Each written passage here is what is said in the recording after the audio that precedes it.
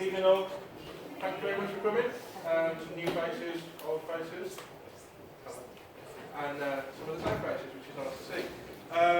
Andrew here for the second time. He spoke about climate change last time, which was probably our best attended meeting that we had actually.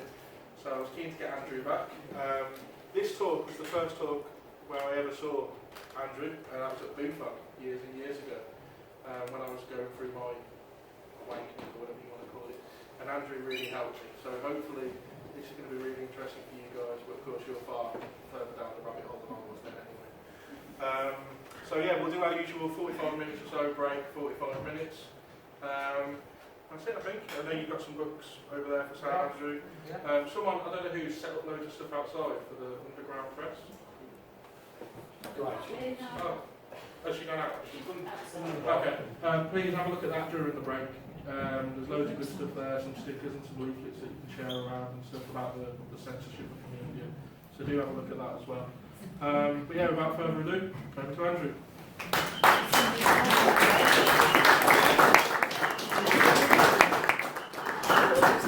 Thanks very much, Kieran.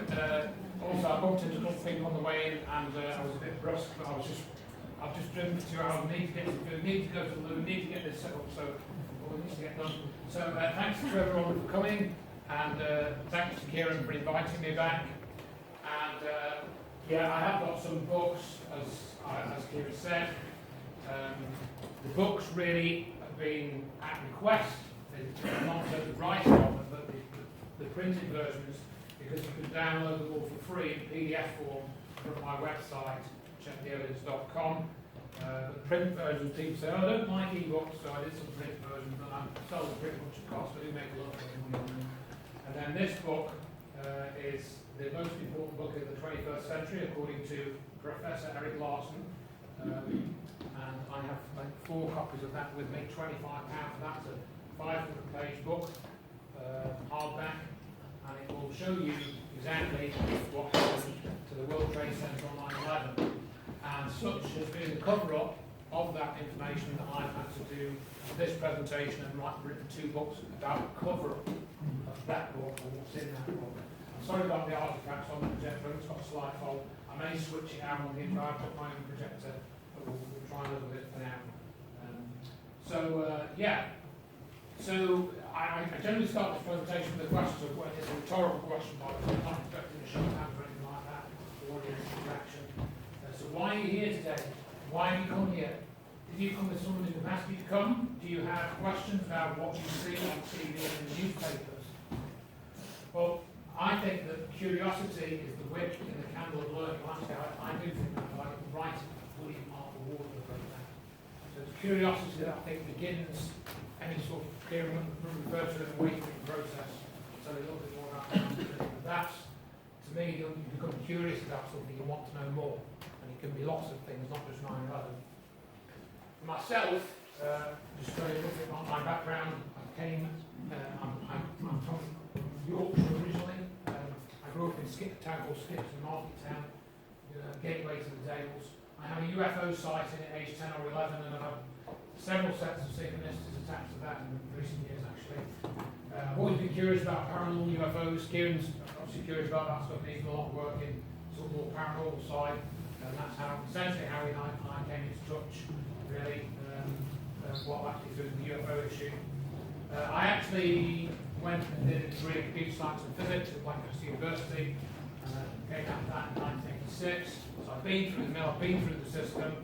I've worked in software engineering, and worked in telecommunications software, and process control software, and I've done various different languages, BASIC, Modular 2, Pascal, Python, various types of assembly language.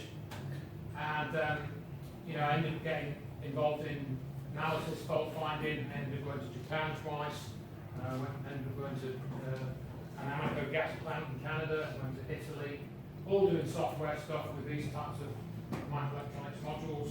But I also ended up getting an interest in teaching and education. I ran an evening class in programming back in the early 90s, and that got me into full-time education. And I now work for the Open University as a tutor for them, but they don't mind talking about that very much actually, but that's the whole of the story. And then the main awakening that I had was in 2003 when I was looking into this thing called the Disclosure Project, which kind of comes into this a lot of it. I'll forget time to mention that. And that's when broadband internet was coming in, you're getting these always-on internet connections. I was downloading stuff, documents, videos, all that stuff. And that's when I started to get into it. But just as a little synchronicity here, I don't know if you can read that at the back, this was really some work that I did. It's the last paid bit of software work that I did. And when my friend Paul, who gave me this work, pulled this module out of the box from Toshiba, the Toshiba Process Control Module, and it said SA911 on it. Isn't that strange? So in this presentation, what we're going to try and look at are preliminary 9/11 Truth issues, my initial book involvement with 9/11 Truth activities, and how I became involved with Root Scholars for 9/11 Truth. Evidence of media promoting false stories on and before 9/11, evidence which indicates there were no large Boeing crashes at the World Trade Center, and that video that I was playing while we were setting up, that goes into a lot more detail of that. And we have Mark Conlon with us tonight, who's recording this. He's done a massive amount of research into the stories about the planes on 9/11, and he's got a blog and everything about that. He's done a lot more research into that side of things than I have. What we're also going to look at is evidence for the use of some type of directed energy weapon being used to destroy the World Trade Center, most of the World Trade Center. Links between the energy cover-up and 9/11 cover-up, evidence that there is an active and ongoing effort to cover up and discredit research into directed energy weapons and no claims research. And some of those individuals were involved in this cover-up, because I know some of them personally. But I used to believe the official story of 9/11 as well. Basically, when I saw those videos, I thought, I saw the towers, I thought, oh, they're coming down, but they didn't actually come down, as we'll see. And I thought, there's an earthquake, it's shaking those buildings to bits. And then I thought, no, that can't be it, because New York's not in an earthquake zone, I knew that much. And then I just forgot about it for about a year and a half, and I never questioned it. And then I slowly became aware, after looking into the UFO cover-up, and there is a UFO cover-up by the way, and then talk slightly about that at the end, that I came across this thing called false flag terrorism. I thought, what's that? And I read about incidents where governments have actually set up incidents, blamed them on a terrorist group, and then said, oh, we're under attack, and then various things happen, and so it goes. And wars were started, like in Afghanistan and Iraq and everything. I'm not going to even talk about that here, because that's been done to death by other people, much better than I can. But what we're going to really focus on here is certain observations, particularly about the World Trade Center, which come through Dr. Judy Wood. So I've got a quote there: to acquire knowledge, one must study, but to acquire wisdom, one must observe. Where you read a bit more detached. And that was Marilyn Voss Savant, who's a writer. So I've got a video now, so this is like a couple minutes long, so have a watch of this. This is an awareness test. How many passes does the team in white make?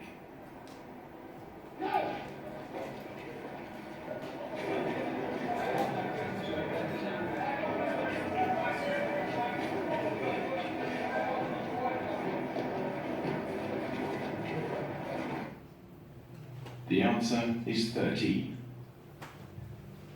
But did you see the moonwalking bear?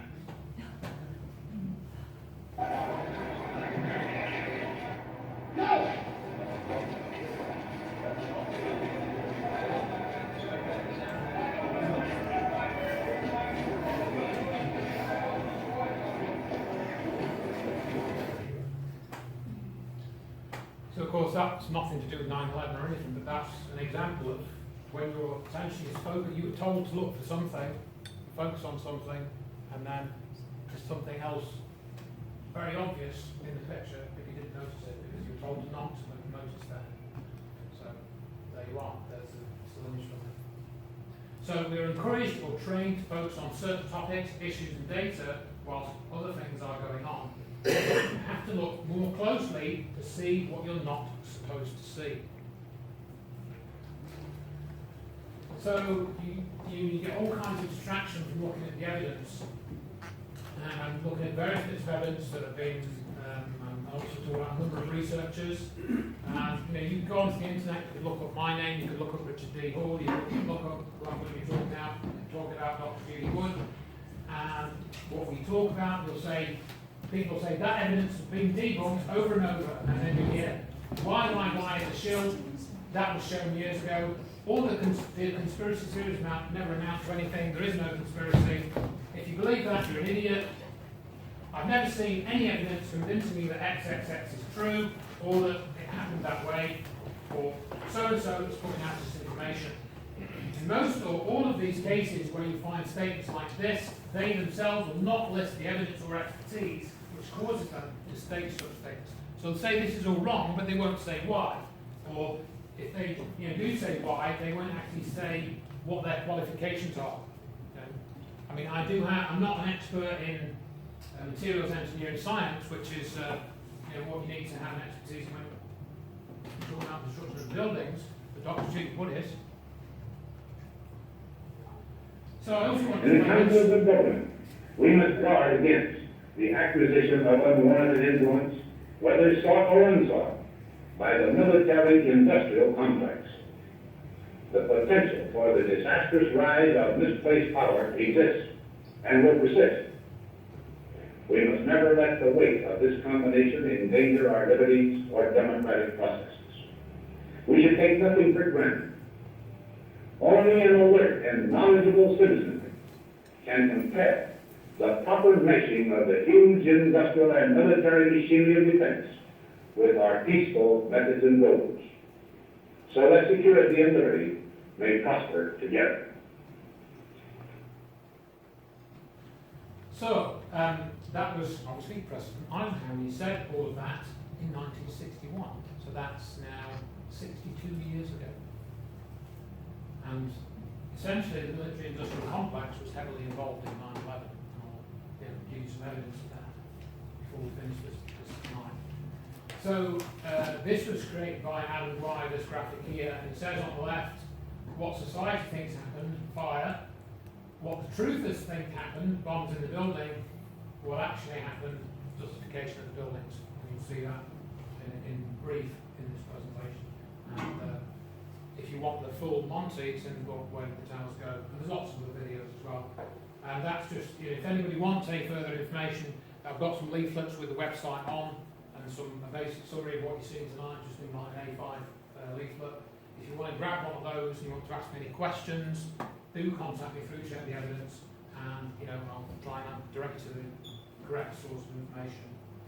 Again, on the subject of illusions and looking at illusions, I'd like you to look at this sort of calming scene for a minute and see what you can see in it, and see if you can see anything in it. Some of you may see something in it, but don't tell the person next to you. Because this is another, it's like there's more stuff there than initially you see. So here it is. Perhaps you never saw the shape of the baby in the picture. Once you saw it, you'll remember, and it will always be impossible for you to look at that picture again without seeing it.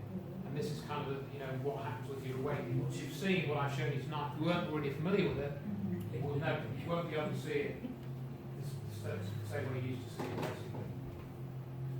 So just in case that picture is too small, so there's the baby's head, there's its eye, its nose, and its foot there. Can I ask you a question? I'm relatively early. Why is it some people might be able to see it and not others? Very good question, really. I think some people are more neutral, they're not as biased in their observations. Some people have a natural affinity for seeing patterns where others don't. It's not really an easy question to answer, yes? I'm a psychologist, so I'll give you an answer. Oh, great, thank you. Local and global processing as well. So some people are more used to kind of focusing in on details, whereas some people are good at stepping back and looking at a whole, and if you can swap between. A bit like magic eye, I guess. A bit like Magic eye? magic eye, But okay. not in the way that your eye works, more in the way that your brain Processing. takes in the information. Right, thank you very much. So, a bit of background to what I'm talking about. So, most, if not all, of the photos used here in this presentation have been found and posted by Dr. Judy Wood. Pictures Dr. Wood has found and posted all tell a rather different story from that told in the various 911 articles, books and films that you've seen on BBC, ITV, Channel 5 and so on. People in the media and even in 9/11 truth groups have made vigorous and lengthy efforts to debunk this evidence and tactically present it. Which includes me, I don't care. We will cover more about this later. I spoke to Dr. Judy Wood on Saturday, so I did talk in Wimbledon 3 or 4 weeks ago. A chap sort of said, I was chatting to him in the audience, and said, oh, it's a shame that Dr. Judy Wood's dead. I said, is she? Oh, well, I spoke to her on Saturday, you know. So that, again, is that he'd been taken in by disinformation on the internet. So I got involved, became suspicious in 2003, like I think I mentioned. I woke up in 2004, I organised a small film show, and blah, blah, blah, won't read all this out. I eventually got in touch with David Shaler through somebody else. David Shaler, who's the ex-MI5 whistleblower, who, funnily enough, in 1998, he said he discovered a plot within MI5 to assassinate Gaddafi. What happened later? Maybe, how long ago? 20 years later? 15 years later? So I met him, he stayed at my house, I got to know Ali Mashon, and there's a whole other story behind that, which I've written up in my second book. I won't go into it here really. I also got an article published about 9/11 in the Open University faculty magazine, Society Matters, and there's a whole story behind that as well. That was way back in August 2007. I've done all kinds of things, blah blah blah. So Dr. Judy Wood, yes, Dr. Morgan Reynolds, pictured here. He was one of the first people to challenge the stories about the planes. These two doctors have actually started legal action. They did that in 2007 through formal channels with the help of an attorney named Jerry Leapart. Some of this information, the bits and bobs, came through a lady called Rosalie Gradle, who was very strange, the whole story behind her, but she's no longer with us. And various other known planes researchers, like Mark's done a lot of work on this, other people. So I've kind of collected a lot of this together. Some of it is my own research, and some of it is, other people, basically. And of course, some people in this room know because of Richard. He's done an awful lot on this. He's done a massive amount to promote the awareness of this information and the way that the Times Go book. So he's a legend in his own lifetime, really. But anyway, so let's look at events before 9/11 briefly. And for example, the truthers, they talk about this, or they used to, don't talk about it so much now. There was this document published in the year 2000 called Rebuilding America's Defenses. And on page 63, it says the process of transformation of the US military, even if it brings revolutionary change, is likely to be a long one, absent some catastrophic and catalyzing event like a new Pearl Harbor. So many people have said, this was a reference to them planning 9/11, getting ready to do it, and of course it was like a new Pearl Harbor. That's how the Americans regarded it, and that's set pretext for the invasion of Afghanistan and Iraq. But then events on, and there are other things before as well. In fact, this whole set of, like this, even if you go to the Back to the Future film, for example, there's a whole set of references, or apparent references to 9/11, even in that film. It's pretty weird stuff, basically. I haven't got time to come out here. So, just look at those two pictures for it. These are two of the favourites, quote unquote, Dr. Judy Wood. Is this a building which is collapsing? Can you see this is collapsing? As she points out, if you look at this black building here, that's called the Deutsche Bank or the Bankers Trust building. That's 40 stories high. So if you draw a line across to the bottom of that cloud of dust there, or the snowball as she calls it, that's about 40 stories. So above here you would have about 70 stories of building, right? Which is, do you think 70 stories of building could be contained in this so-called snowball? It looks a bit shaped like a snowball. Ask yourself that question. Similarly here, it looks like this is like frothing up. It's like it's like a drinking fountain with water coming out of it. That's she calls that the bubbler picture. And again, these pictures are all sourced. So, and then what about this? Let's have a look at this. No sound on this. This is about a minute long, about 4 or 5 different times. This is actually turned into dust on the way down. These turn to dust on the way to the ground. Those are steel girders turning to dust on the way down, and you can see we've got 70 stories unsupported. That turns to dust in just a few seconds. And of course, if you're on that side, you can see that. But if you don't think, I've got several clips of this from different angles, and more if you notice. I made this compilation, oh gosh, at least 10 years ago, probably longer. I first gave this presentation in 2008, so that's nearly 15 years ago. So you can actually see some of these pieces turning to dust as they're travelling to the ground.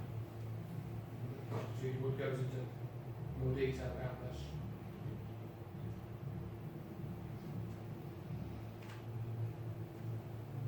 Again, you can see that piece turning to dust. And again, you can find these clips online as well quite easily. They haven't all been taken off.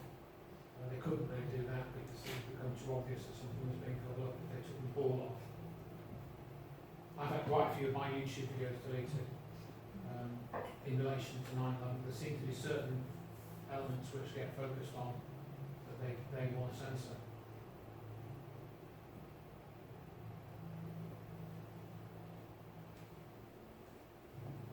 So, you know, if you can sort of distance yourself from the horror of the event and the Can I ask another question? yes. There's like a green flickering. Is that actual? Or No, is that's the it projector. that's just an effect. The green artifacts are to do with the projector. They're not on the for that. So that's the clearest one of the 70 stories of steel turning to dust. That's about the clearest one as well.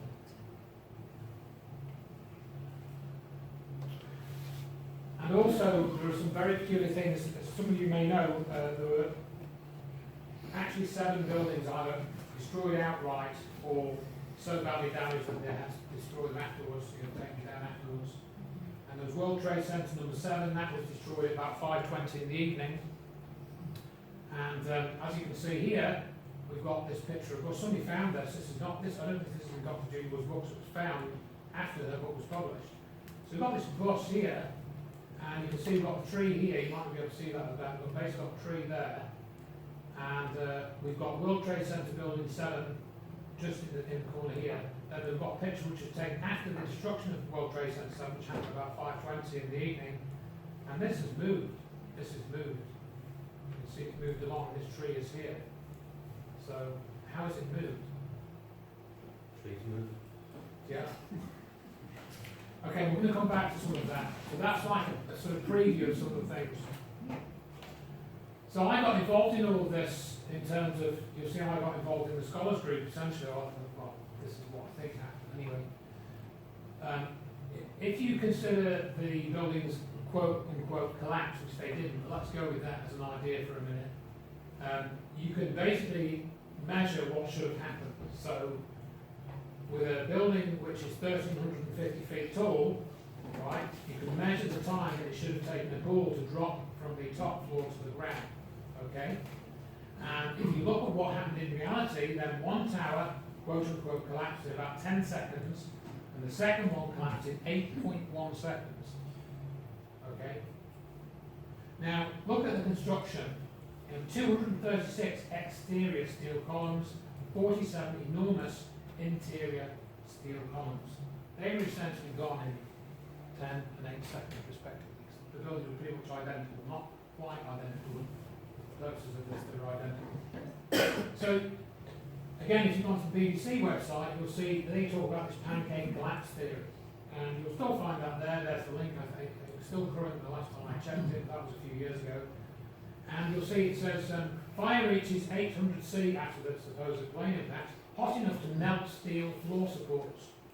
That in itself is a lie. And it's steel melts at 1,500 degrees centigrade. Now they claim that the thing is going to weaken and stuff, but it's all bogus. It's not what happened. So the tower did not collapse, but the laws of motion dictate how objects travel when acted on by the force of gravity. Now I did this in my O-level physics. We used the equations of motion. S equals ut plus half at squared. That tells you that if you You want to know distance travelled, then you start off with the initial velocity times time, and then you add half of the acceleration times the time squared. So that means that if you've got a distance of 1,350 feet, that equates to 411.48 metres, so you can then calculate the time that it should have taken for the towers to collapse, quote unquote. And it's that 9.81 is the acceleration due to gravity, which is 9.81 metres per second squared, or ns minus 2. So you come out with 9.16 seconds. But if you actually look at what I say, the actual time, one of them disappeared more quickly than the free fall time. As Eric Hoffman said, it's impossible for a building to fall through itself faster than it falls through the air. I mean, it's obvious. So that right there was what really woke me up to this. And I was posting that on a forum. I posted that on a physics forum, right, in 2005, I think it was, when I kind of come to terms with this. And it drew about, I don't know, about 1,500 responses, and the thread ran for about 18 months. And I think somebody was watching that physics forum, because I was invited to join this group called Scholars for 9/11 Truth, right? Now, this group was set up in late 2005 by this fellow on the right, Steve E. Jones, and this fellow, Jim Fetzer. And I got an email from this guy saying, oh, can you invite Andrew to this Scholars for 9/11 Truth group? Even though I wasn't really a scholar, I was a tutor. I was working for the OU. I don't have any advanced degrees. I don't have a master's or a PhD. These guys all did. Yet they invited me into this group as a full member, which according to their blurb on their website, I shouldn't have been a full member because I wasn't a professor, I wasn't a doctor, I didn't have a PhD, I should have been an associate member. And I've written all this story up at great length in my first book, 9/11 Finding the Truth. So anyway, I got involved with this scholars group. They started posting on forums, they started writing press releases, which they were supposedly putting out to the press. And I assumed that this group would gain some traction because it had some academic credentials behind it. So I was thinking, oh yeah, somebody's doing stuff now. You know, we're really going to make an impact with our truth movement and all of this. And Jones published this paper, why indeed did the Twin Towers collapse? And I reviewed this, and at the time I couldn't really see what's wrong with it, because he was mainly going on this freefall argument that I just put in the previous slide. Okay? So, a few articles were published by this group, and this fellow's Kevin Barrett doing stuff. But then I found there was another bit of research being done by Dr. Judy Wood, and she had got this billiard ball example. And that was a bit like this free fall thing that I'd done, except hers was much more, it was kind of more simplified and more, made it more obvious what was wrong. And so I saw that, but I didn't really pay much mind to it, and neither did Steve E. Jones. And I got then caught up in calling this 9/11 as an inside job. But as this was going on, I started to get more interested in what Drs. Wood and Reynolds were saying, which was basically, Dr. Reynolds was saying there were no planes at any of the four sites, no plane crashes. And initially I thought, well, really? Really? I'm not sure I can believe that. But gradually I saw that this was actually the word that no real plane, they couldn't have been.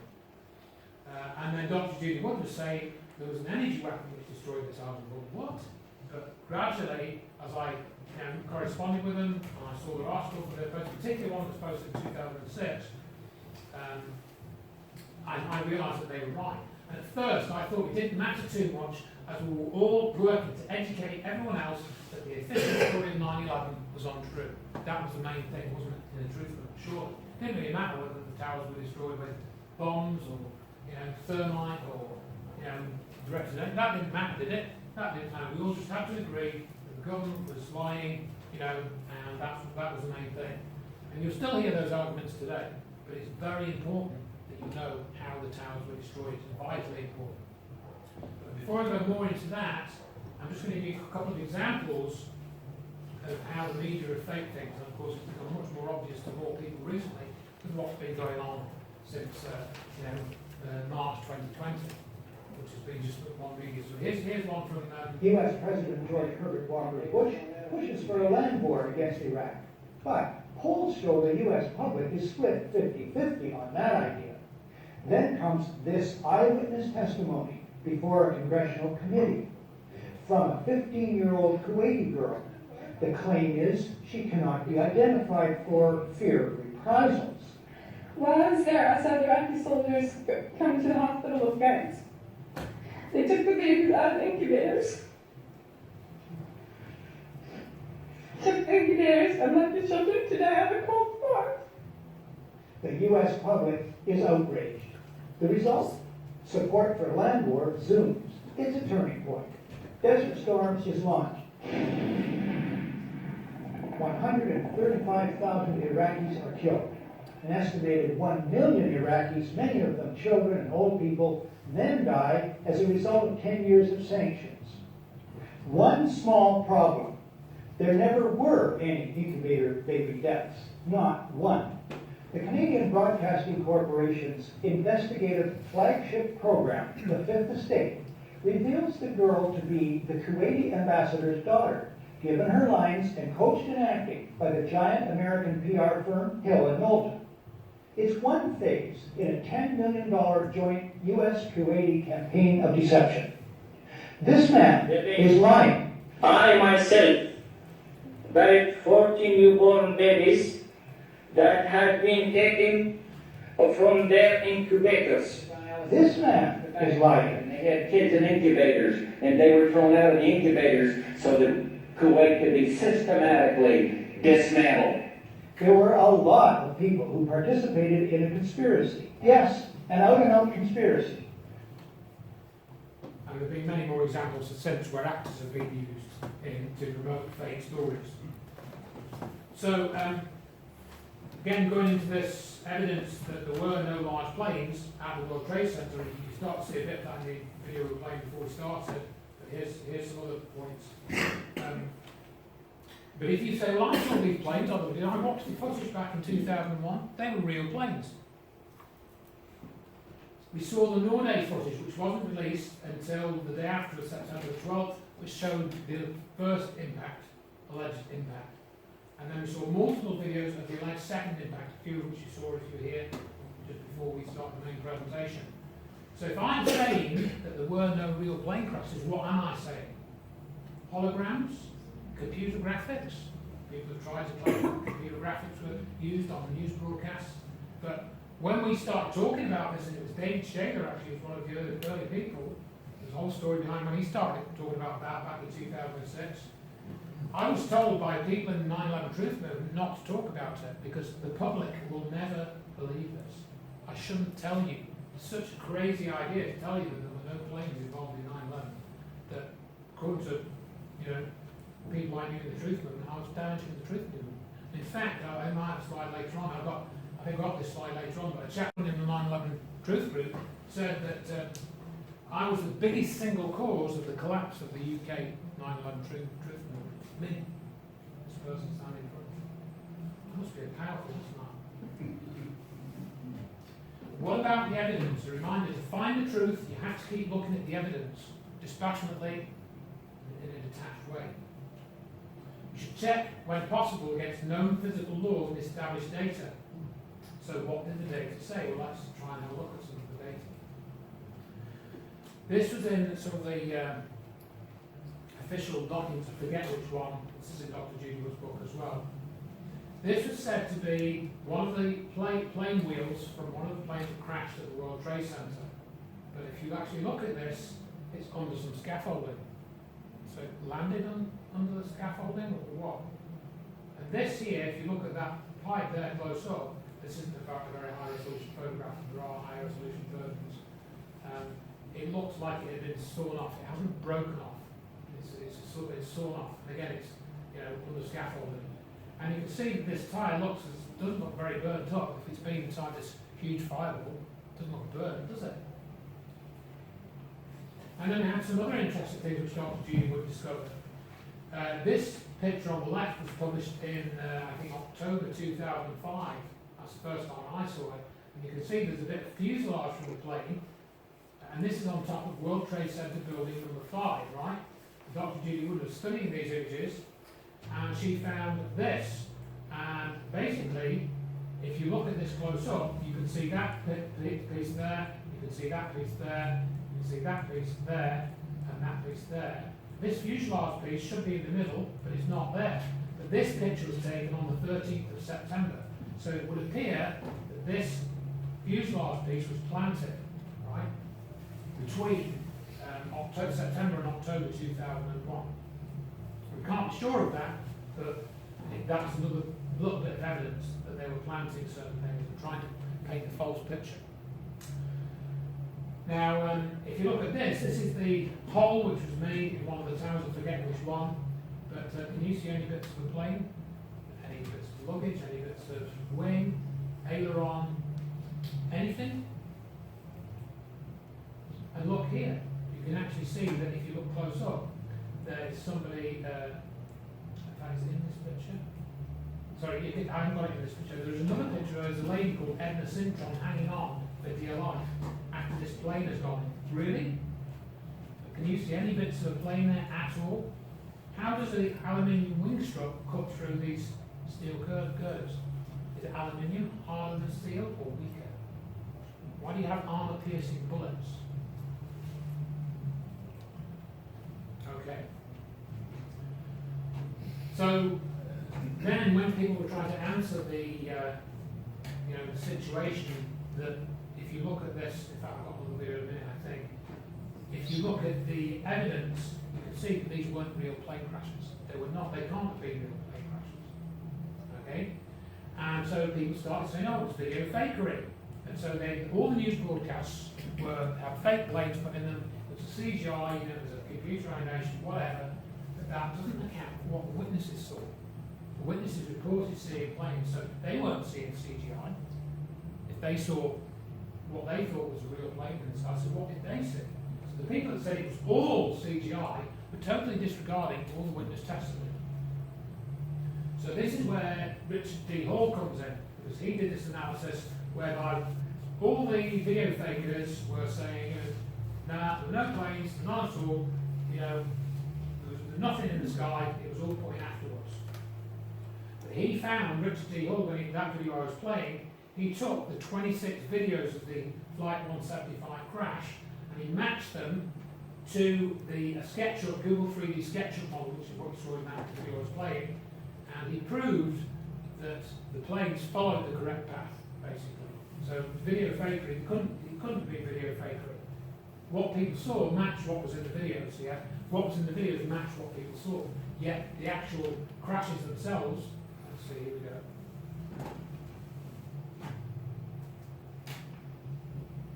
So this is, watch out for these, oops, sorry. Wrong one. Just go back to that. Press the wrong disaster. So basically what you'll find is that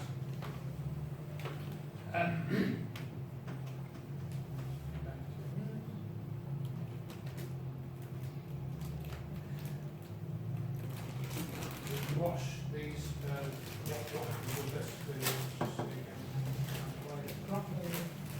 It's not very long.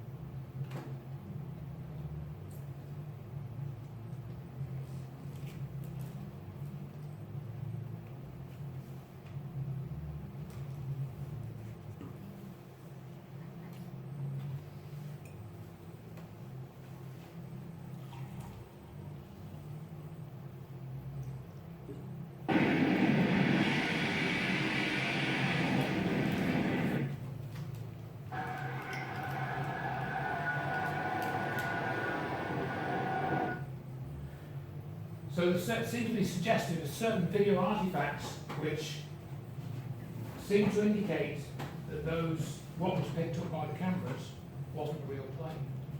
Further than that, if you actually look at the impact physics, you can see where you get that explosion.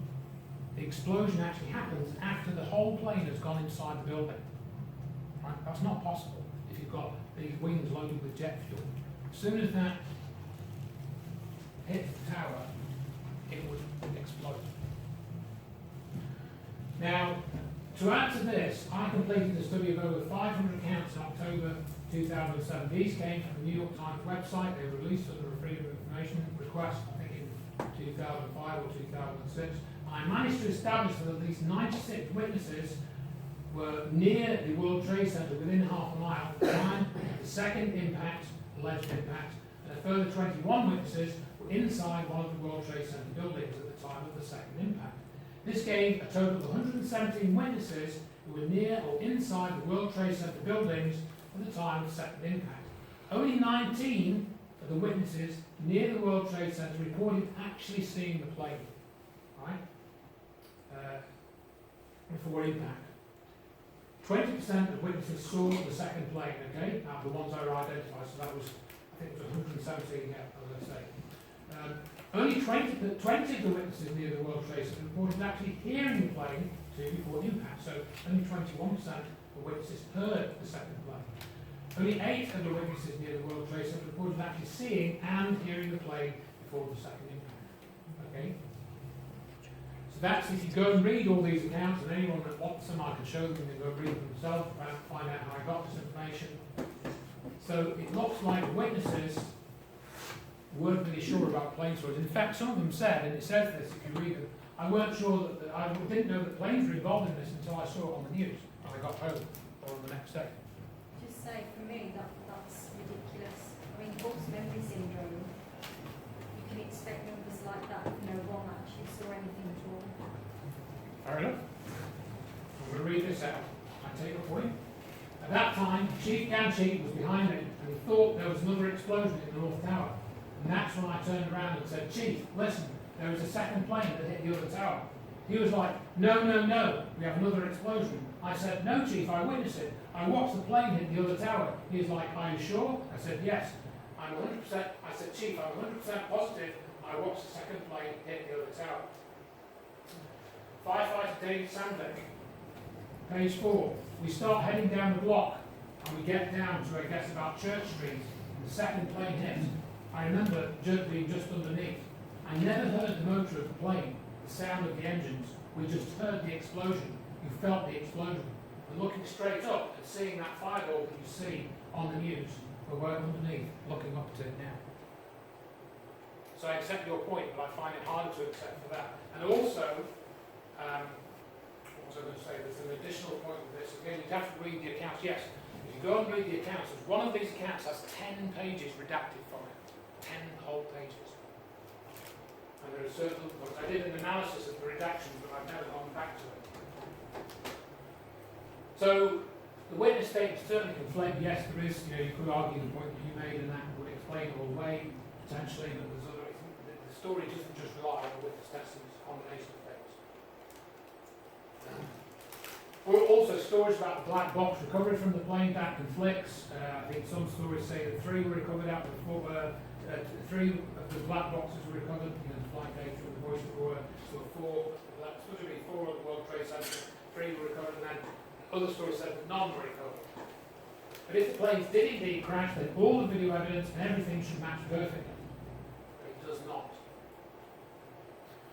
And then you get stories like this from the BBC afterwards.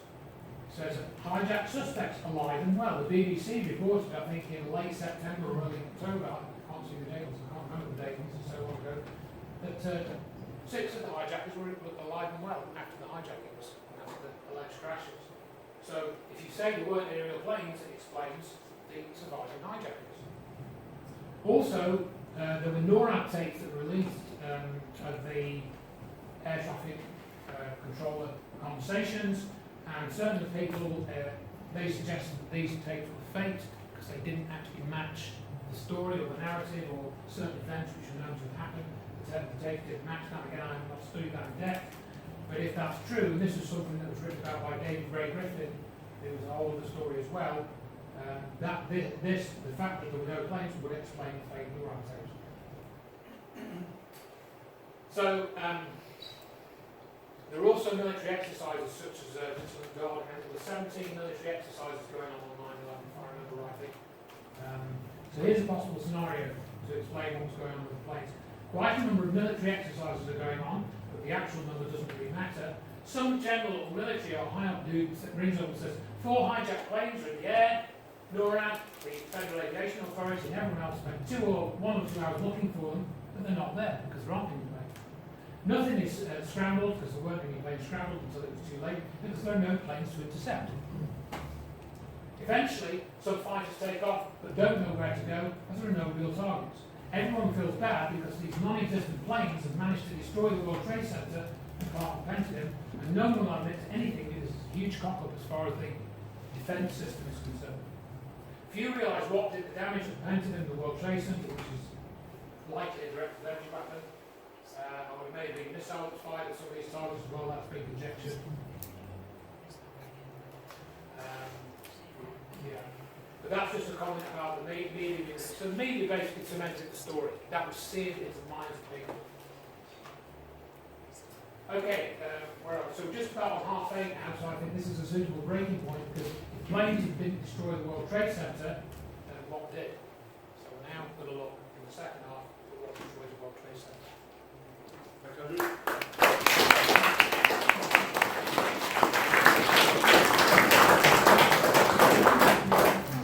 Actually, if you turn up yourself to drink from the bar, marching around with the usual raffle tickets as well. In due course.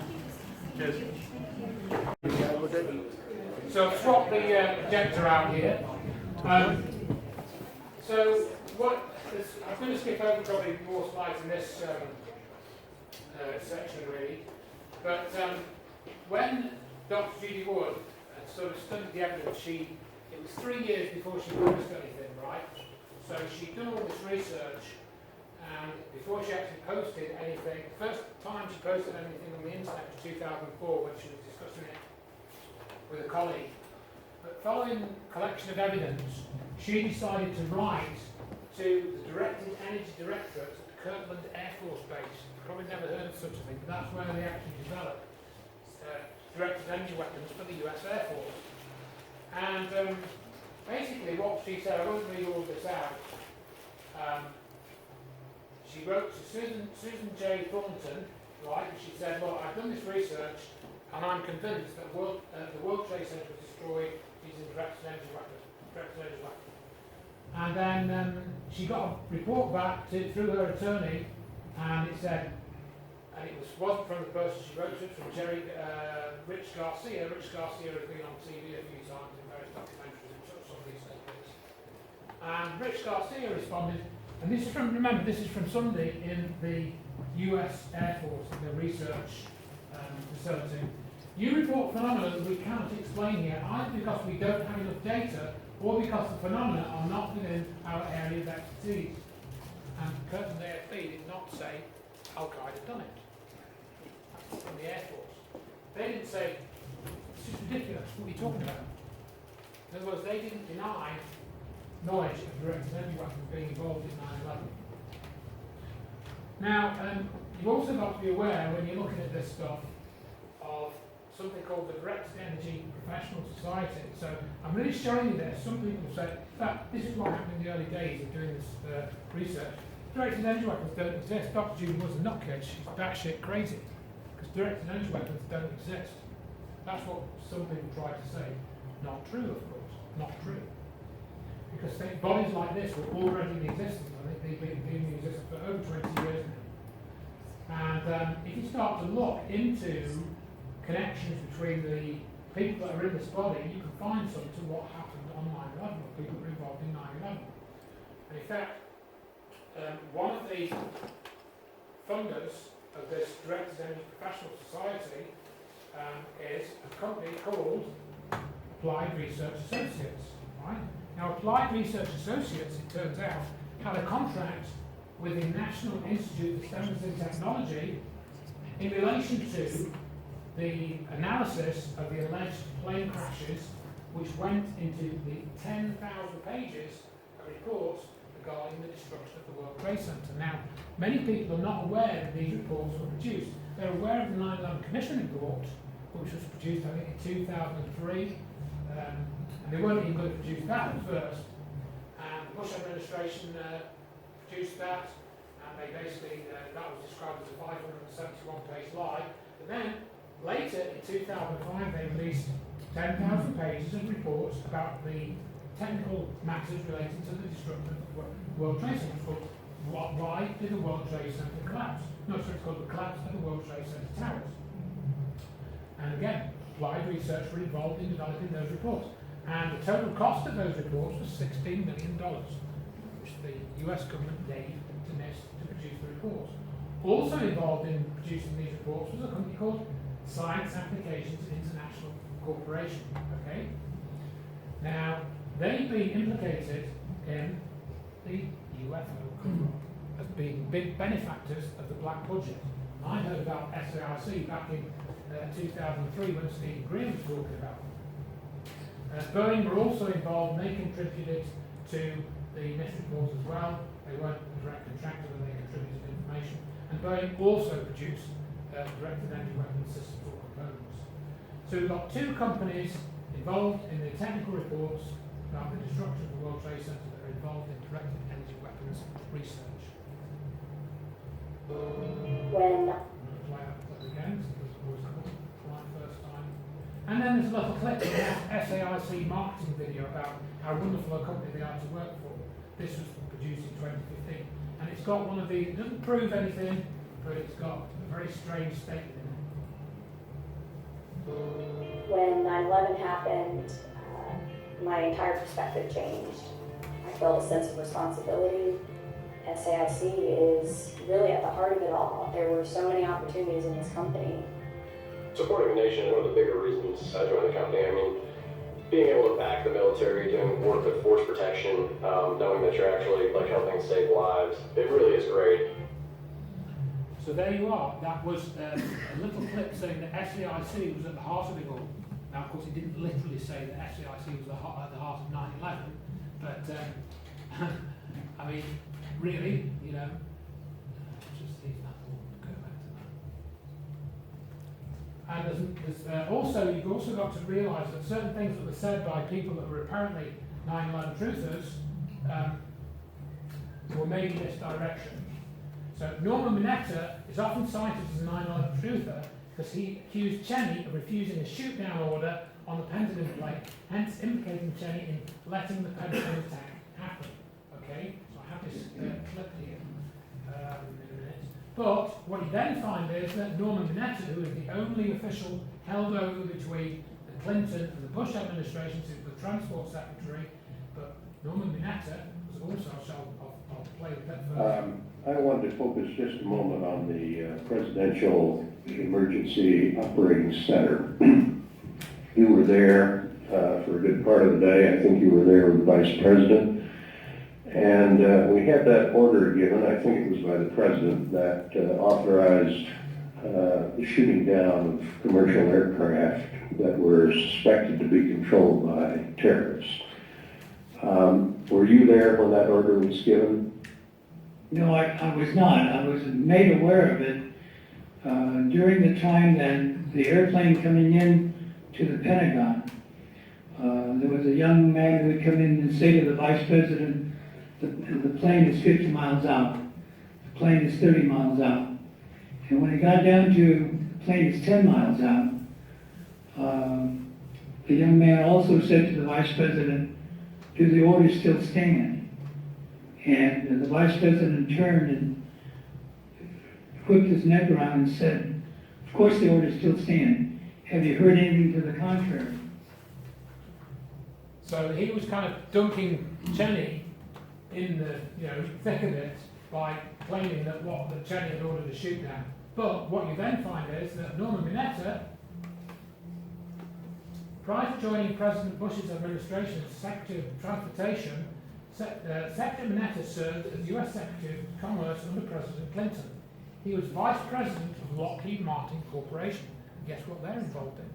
Directed energy weapon research and development, such as the airborne laser. So you can see these ties. Nobody talks about this. Hardly anybody in the 9/11 truth movement talks about this. So Wood and Reynolds, they sued the contractors.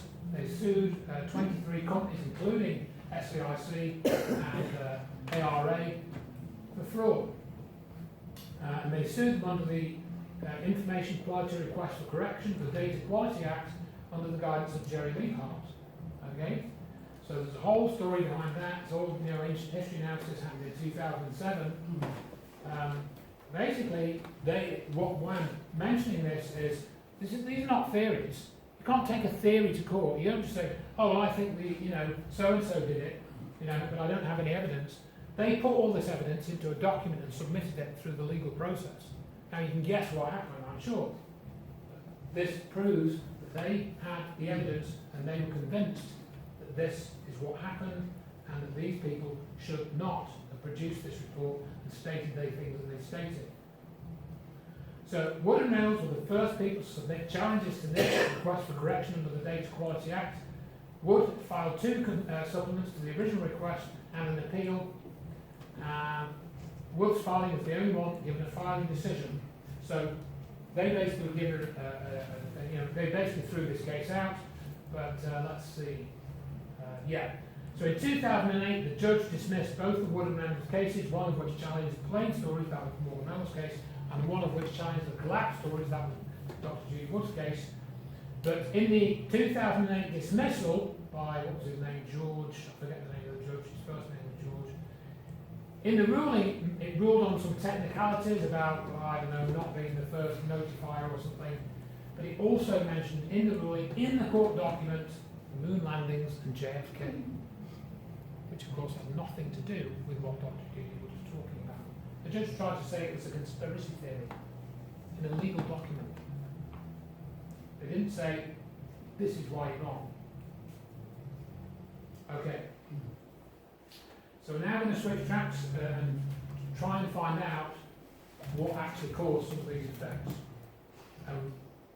Dr. Judy Wood argued, and we discussed this way back in 2007, November 2007, when we started talking about this, something called the Hutchison effect. I'll try and explain what this is as we go through this.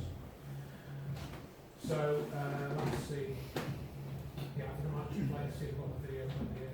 Hang on, yes I have, I think. Here we go. You've obviously been playing with this for a long time. I know you've been through the wars, at various times with having your equipment confiscated and things like this. I believe that's happened at least twice. Is that correct? No, main time was 1990 when I was in Europe. It was the Canadian government that took the entire laboratory and tried to make it a secret operation, but the newspapers found out about it, published the news. Okay. And yeah, that had been rated before. Okay, and one of the things that we wanted to just check with you, that I believe it was in 1983, there was a person called John Alexander, Colonel John Alexander, in fact, who'd come to see you because he learned about what you were doing. I wondered if you could sort of mention a little bit about that. Oh yes, Colonel John Alexander was 1983. He came with a team from Los Alamos, and he said to me that we're expecting a threat from, as I recall it, a threat from the Soviet Union. Okay.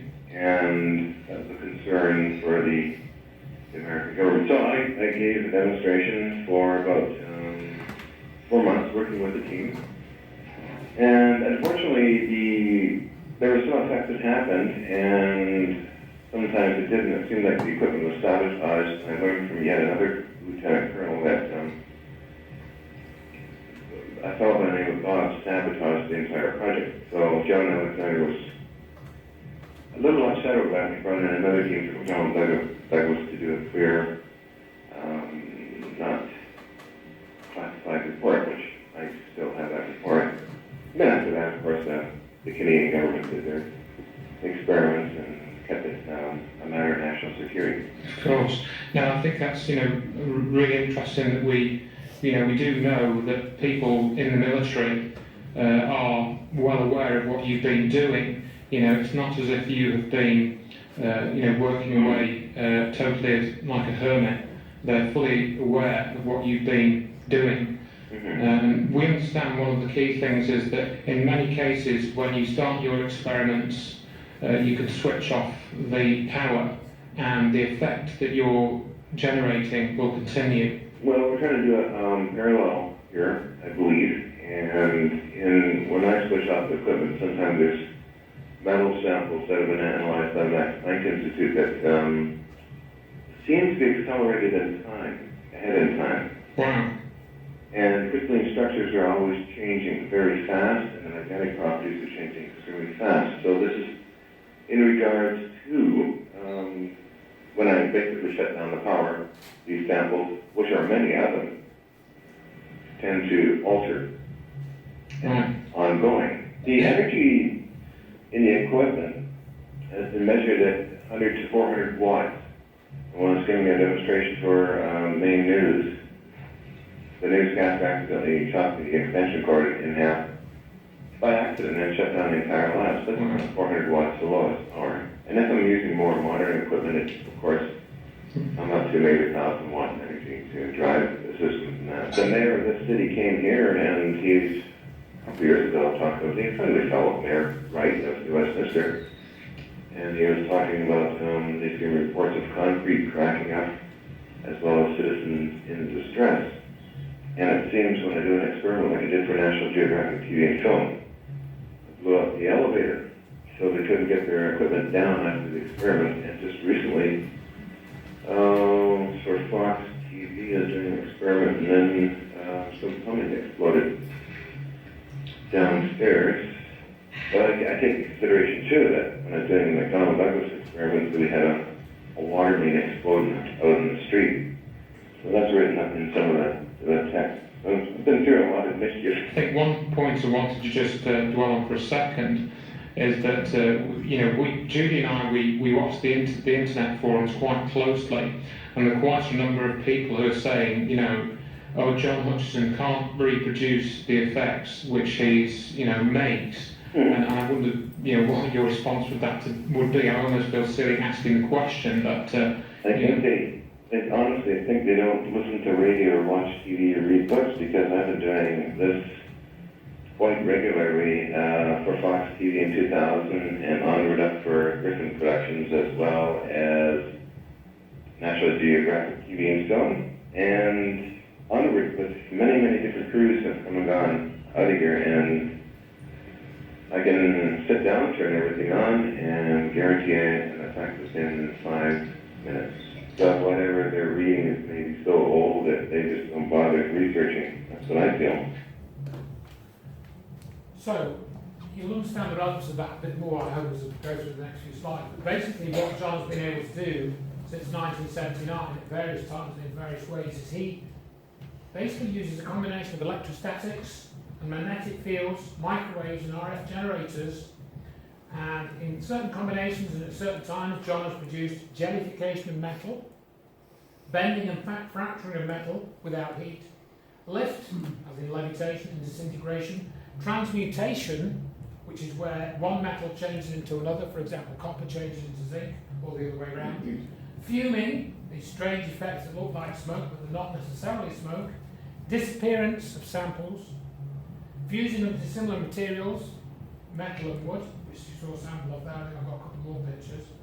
And George Hathaway has been to see him, Colonel John Alexander has been to see him. He's now living in the northwest US, I think somewhere, I forget where he is at the minute.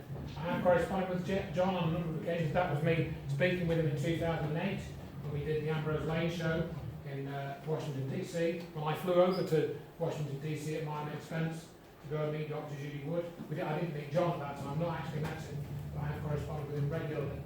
Now, John did an experiment, I think this was actually 2006, I got the date wrong, where this is like about a metre long, this boat in a tank of water, and he was beaming it with microwaves and within a magnetic field, And these are the sorts of effects you were seeing. You can see the water rippling if you're close enough to the screen, and then you'll see the water stop rippling when he switches off the magnetic field or one of the bits of the equipment. He tweaks it, he uses different frequencies, different settings, and you'll notice when the water stops, this is when you get these strange looking sparks or fires starting. And then what you're seeing on the right here is these are pictures from the World Trade Center where you have all this enormous amount of paper which is not burning, and these very hot fires, apparently hot fires, and this tree is not on fire but this car is, very close. And you see this fireman, he doesn't seem to be concerned about this burning paper that he's walking right through. Why doesn't he walk around it?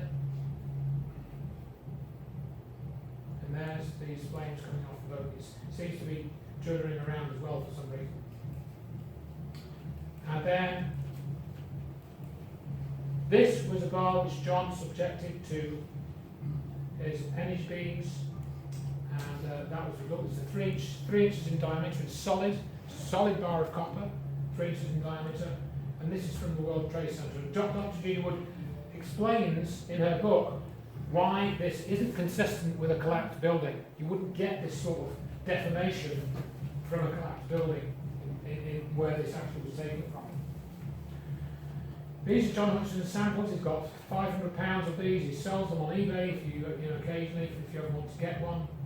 You've got these layers. I think this is an aluminium bar that's been peeled back. It's laminated, it's delaminated, and this is a beam held by WJE from the destruction of the World Trade Center, where this is all peeled back or rolled up or something. And we did talk about there being parking problems in New York City, and this is rather an extreme one. And there is more than one picture like this with a police car. I've got another one after this, I think. And you saw the cannonball levitating in the other video. Here's another levitation video that John produced. John actually submitted an affidavit for Dr. Judy Wood's court case, so he had no problem saying that what I've done is real, this is true, and I'll come to court and I'll explain how I did it. Of course, it never got to that, but he was willing to do that because he was telling the truth. This is not a hoax. When this firing went in, we had a guy called Ace Baker. He was desperate to try and debunk these videos. There's a whole story about that in my book related to that. They need to keep this covered up. This is an experiment that John did, and you can see this sort of strange blowout effect and some charring on an aluminium can.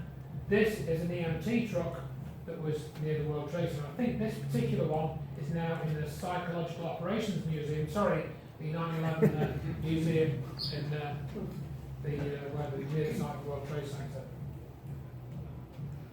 And here's another account of levitation, not a video, but an account. So tower came down, I was across the street, and I picked up the camera just out of habit. And something in the back of my mind said, run, run, run. And never in 20 years of shooting in New York have I run from an assignment.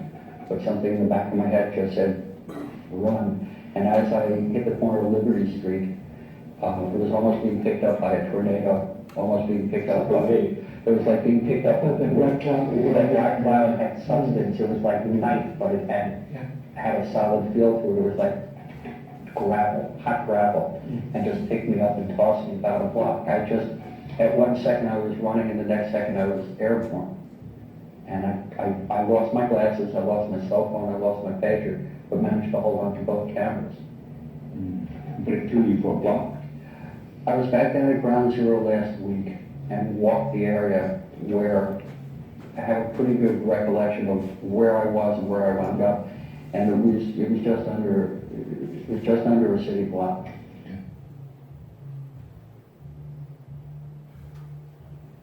It was this blast of warm air. It wasn't hot. It was warm. And it picked me up and threw me up against the wall of the building. You were picked up off the ground. Physically picked up off the ground. I remember an explosion. At that point, I got knocked out. I don't remember anything. Then I got up, and I looked out the window because the windows exploded, and the street below caved in.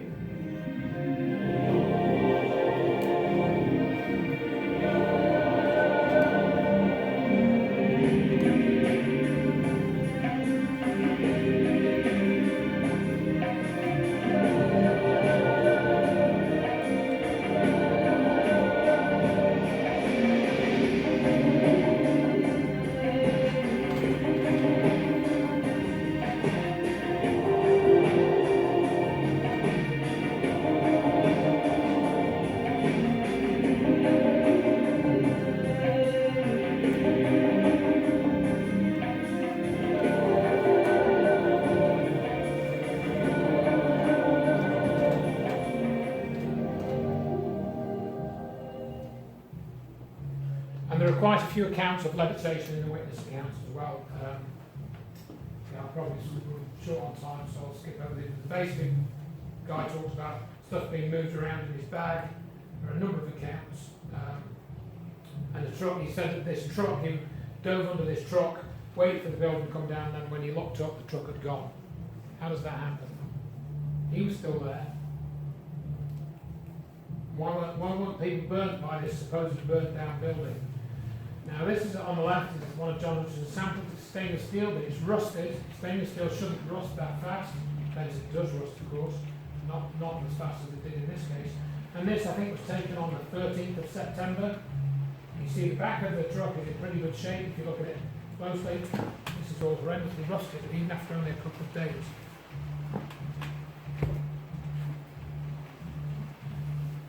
This is a video that I shot in 2008 when I visited the site with Dr. Judy Wood. Sent it to Germany in 2008.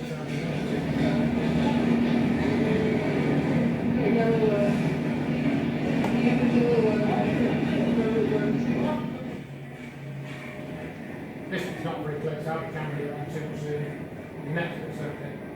They were hosing down the boots of the people and all the trucks coming in and out of the site.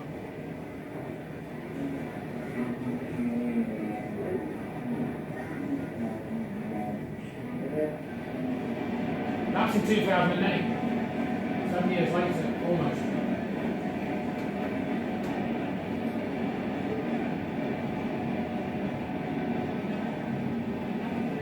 The next bit's the most peculiar.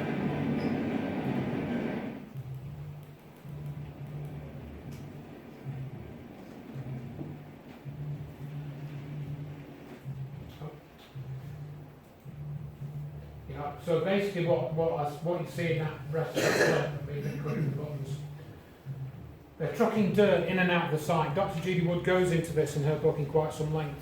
So during the clean-up operation, this is like years after the events, they're bringing soil into the site and then taking soil out of the site, fresh dirt. The other thing that happened was the Bankers Trust building, which I mentioned before in an earlier slide, or the Deutsche Bank building. This is what happened to it during the destruction of World Trade Center 1. A chunk of World Trade Center 1 was, well, basically levitated across, blasted across, whatever word you want to use, and it crashed into the building.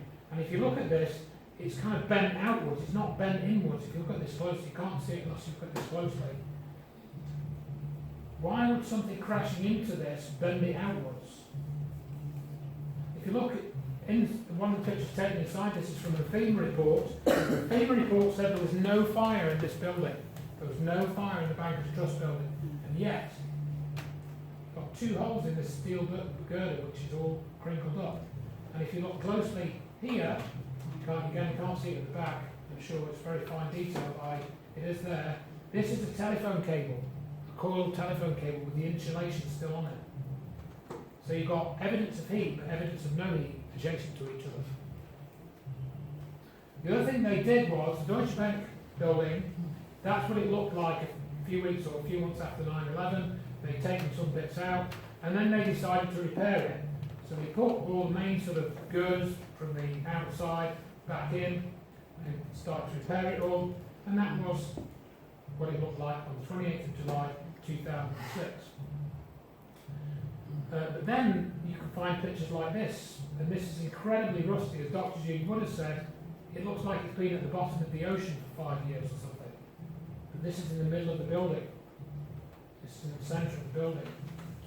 Then they announced that this building had got a mould infection, and they were going to take it down piece by piece, and they did so at a cost of $70 million by a company called John Goldberg, who never taken buildings down before. So they took that building down piece by piece. And when we spoke to John Hudson about that, he said that he thought that building had got infected by whatever ongoing process was happening at the World Trade Center site. So, next key thing I've got to tell you is, this is perhaps to me one of the most important parts of it really, is the weather on 9/11, which again, hardly anybody talks about except, say, the beautiful blue skies. Now, Dr. Judy Wood was very interested in the dust, which was coming off the towers, etc. She goes into great detail about that in the book. And she wanted to find as much as she can about the dust, and, for example, where the dust went. And she was looking at satellite images, so you can see here, for example, I've got a close-up of this picture in the centre here. You can see here we've got two clouds of dust. We've got this lighter coloured cloud, which goes, there's a right angle in it. She didn't want to try to explain this, she was just observing it and seeing if it showed anything. And then you've got this darker cloud, which seems to go the other way. So she was looking at these satellite pictures and stuff, and trying to find out more about where this dust went and what it was doing, because it went into the upper atmosphere, which the dust shouldn't have done. If you have a normal building demolition, all the dust should stay pretty much, shouldn't go above the height of the original building, really, when you get normal demolition. The World Trade Center dust went into the upper atmosphere. Why would it do that? So that's what she was looking at, and this is what she found. Now, people won't talk about this, and the reasons, to me, why they won't talk about it are obvious. I mentioned this in the last talk that I gave here, because of course it factors in climate change. Who would, in their right mind, would think that the events of 9/11 had anything to do with climate change? Well, they do. They did. This is the plume of material from the recently destroyed World Trade Center, and this was taken on 9/11, and we've got the reference back book. This is a NOAA picture, and there's Cape Cod there, and Hurricane Erin was, the centre of it was 500 miles off the coast of New York City. You couldn't see, you could just see the outer bounds from New York City if you really tried.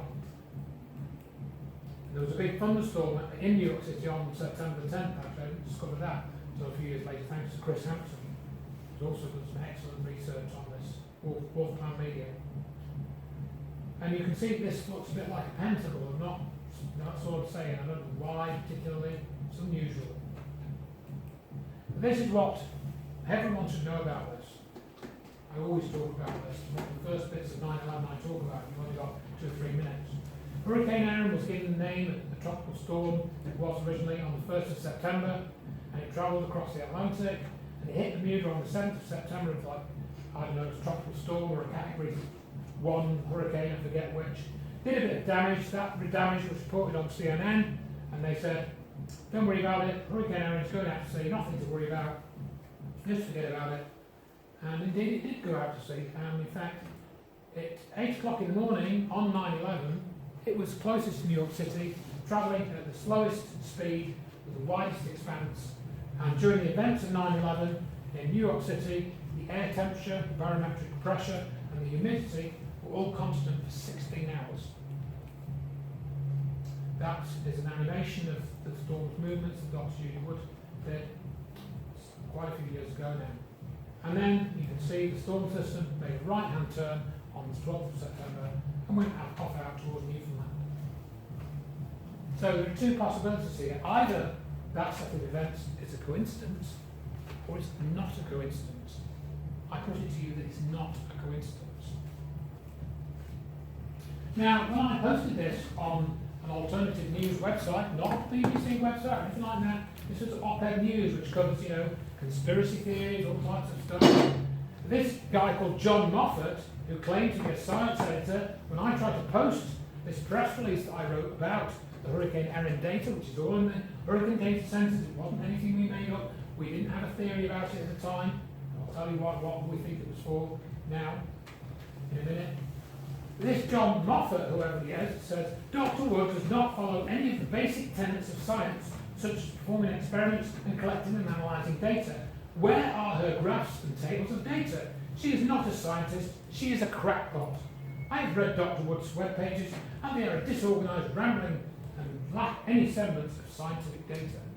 That's on an alternative news website. So, what you can sometimes see in the aftermath of tornadoes and hurricanes, tornadoes more particularly than hurricanes, is you can see things like this, where a chunk of plywood goes through a tree, or a piece of wood goes through a tree trunk. These bits of straw go into a tree. The alleged explanation for this is that when you find straw in trees, what's happening is the high force of the winds, it's, you know, straining the tree, the bark breaks open a bit, straw blows in, wind goes away, and then the straw gets clamped in the wood.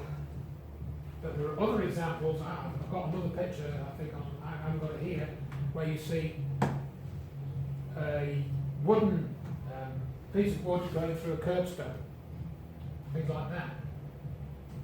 Now, John Hutchison can make dissimilar materials merge together like a stainless steel knife and an aluminium block. Something very strange has happened there. We think similar effects are going on under certain conditions in storm systems. And sometimes you get apparent levitation effects in storms as well. Here you've got an inverted cart, yet these carts are okay. So how can this be? Is it just wind?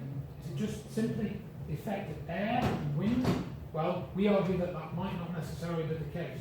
Dr. Wood again goes into that more in her book. So, John Hutchison uses something called a Tesla coil to produce the electrostatic field in his experiments to help get these levitation effects and so forth. If you look at a storm system, a hurricane for example, it's actually an electrically charged system, right? And it's got a structure which is very superficially similar to a Tesla coil, with the charge being built up at the top and this kind of, you know, column underneath it, right?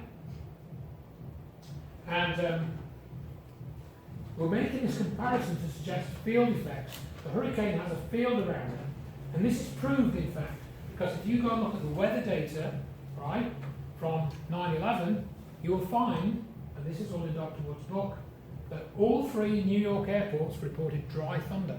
That's LaGuardia, Newark, and JFK. They all reported dry thunder on 9/11. So the effects of Hurricane Erin were felt. In fact, they were felt at Shanksville and at the Pentagon. You could measure the effects of this storm system there. And indeed, this is perhaps one of the most damning bits of data. If you look at the Earth's magnetic field as measured through a set of 6 magnetometers run by the University of Alaska, you can see that there were strange disturbances in the Earth's magnetic field throughout the events of 9/11. And Dr. Wood again goes into some comparison to check if this was a particularly unusual day or whether it's just run-of-the-mill and just reading something into it that's not there. And she concludes that that's not the case. There is other data where, you know, it doesn't look anything like this. So if you look at this, there are certain lines on this. World Trade Center 1 got its hole at 8:46, and that corresponds to a dip in the graph here. I've got a better version, actually did a better version of this by downloading the raw data and then amplifying it in a spreadsheet. So what you find is, if you look at this magnetometer data, you've got 6 different instruments which are hundreds of miles apart, and they're showing that the Earth's magnetic field dips either north or south, I don't know which way, by a few milligauss or whatever it's measured in. And you'll see here, you've got this deflection in the curve. And one of these is actually a few seconds slower, a minute slow. So at the precise moment that World Trade Center 1 got its hole, the Earth's magnetic field changes. Really? 3,000 miles away, this is in Alaska, remember? The events happened in New York City.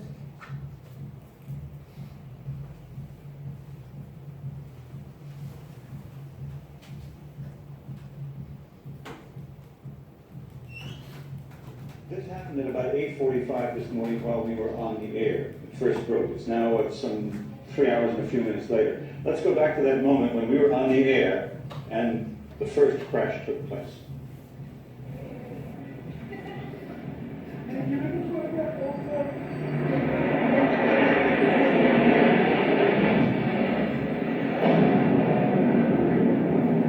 How was that? That was a plane crash. It was the reaction on the part of Yeah, close to you. Come to us, come to us. Come to us. Come to us. Hey, Beth. What is that? Somebody hit the World Trade Center or It's a trade center. Trade center. There's a fire on the upper floors. Is this an explosion? You were listening to Dick Oliver and his cameraman at the moment that the first crash hit the World Trade Center. That was at 8:45 this morning. So as you noticed, the camera was on the ground when you saw the effect. Really significant. So I think that was an indication that that was picking up some sort of energy pulse. So, let's see, how many time? I'm going to have to skip over a lot of this now, but I mentioned earlier on this fellow called Stephen E. Jones, who I thought was a good guy, and I kind of admired him at first when he invited me into this scholars group. You kind of get slightly flattered by that, I suppose, you might say. And he had this theory, this idea that the World Trade Center was destroyed using this substance called thermite. But his group, Scholars for 9/11 Truth and Justice, which was kind of an offshoot of the original Scholars for 9/11 Truth, they never submitted any of their evidence in a request for correction. In fact, no, actually I tell a lie, they did, but in their request for correction, he'd been talking all about thermite up for months, years even, and he never even mentioned it in his document that he submitted for his legal challenge. Right? So, in 2006, I volunteered to edit together a couple of video clips of Stephen E. Jones that he had highlighted, and they were showing what appeared to be molten metal flowing from the towers just before they were destroyed. Jones said this was suggesting that thermite was used to melt through the steel columns to make the towers fall down. And I believed him, that's why I made this clip. So I made a clip that looks, I think it looks very similar to, so it was derived from this clip. So this was the clip that Jones was highlighting. So look, you can see this thermite burning there, look at that, it's the same as this. So it must be thermite. If you watch, and the building turns to dust. As we've already seen. But that's what he was highlighting, and that's what it's like the, Moonwalking Bear video I played at the beginning. He was drawing my attention to this little thing in the corner, and I was completely missing the rest of the structure turning to dust. And he looks similar, doesn't it? So you can see how he got away with it. I'll skip over some of this. And then he did this presentation, and this was the picture that he showed, and he said, look, you can see the thermite reaction here, look. But what he'd done is, he'd actually edited this picture on the right. He changed all the contrast. That's the original picture, and you can only just see these little lighter coloured bits of dust. He'd made it look like these were burning. No, they weren't. This was just the sunlight or something, and just a slightly denser area of dust or something. So he was saying, this is thermite, forget about the building turning to dust.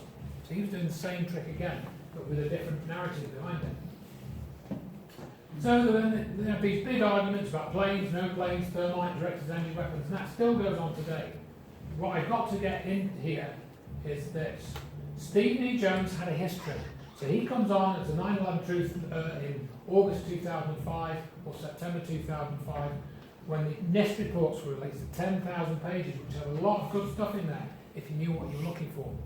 So we propose, I can't prove, that he was put out as a disinformation guy to say, look, it's thermite, we know the official story is wrong, but look for evidence of thermite. Because we found that this guy mentioned in Dr. Eugene Maller's book, Fire from Ice, which was written in 1991, 10 years before 9/11, obviously. He was a researcher into something called cold fusion. Since Pons and Fleischman were both well aware of the pitfalls of premature publicity, why would they bypass the accepted conventions of the peer review system and announce their discovery through the media? I was thinking these guys have no food. They know what they're doing. These are good scientists. Prior to the 1989 announcement, Stephen E. Jones, a physics professor at nearby Brigham Young University, learned of Pons and Fleischman's work through an informant at the DOE. In a flagrant example of shameless opportunism, Jones insisted on going public quickly with his comparatively much less clear results. Disparaging the excess heat claims of Fleischman and Pons, Jones' announcement would have effectively prevented the two scientists from patenting their process, a process they had developed on their own over long years of research. On the advice of university attorneys, Pons and Fleischman, feeling their backs to the wall, reluctantly delivered their work to public scrutiny. Jones basically was involved in shutting down cold fusion research in the late 80s, early 90s. Okay? So he said that though there was an energy effect there, you couldn't actually use it to produce useful energy. So Pons and Fleischman were basically sidelined in all of their research, and that was much down to him. Jones actually came up with the term cold fusion. He coined it with his colleague Paul Palmer. I've got an audio admitting that.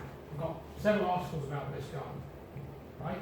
He worked for the US Department of Energy, and he worked for Los Alamos National Laboratories, which is where they developed the atomic bomb. So, yeah, I'm just going to skip over this. So basically we've got a lot of liars for 9/11 truth, as I call them, Jones being one of them.